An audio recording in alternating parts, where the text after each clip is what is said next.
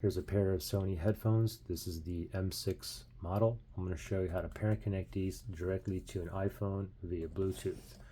The iPhone that I'm using here is a iPhone 15 Pro. So the first thing we want to do is put the headphones in a pairing mode.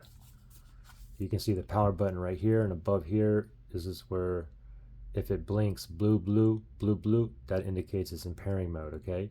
So the headphones are currently off. Let me turn these on. I'm going to press and hold that power button for a few seconds so the light here turns on. And now I'm just going to wait to see if I get blue, blue, blue, blue. Alright, the light goes off. I don't get blue, blue, blue, blue because it's connected to one of my other phones. So let me go ahead and manually put this in a pairing mode. Alright, so what I'm going to do is I'm going to, the headphones are on. I'm going to press and hold this power button until it blinks blue, blue, blue, blue. Alright, so they're on right now. Power button, ready, go. I'm going to press and hold.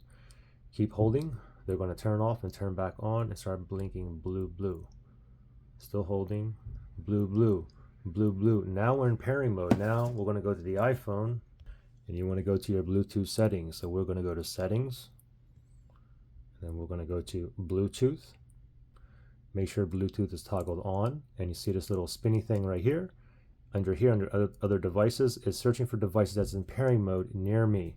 These are still in the pairing mode. It's blinking blue, blue, blue, blue, and it did find the M6s here.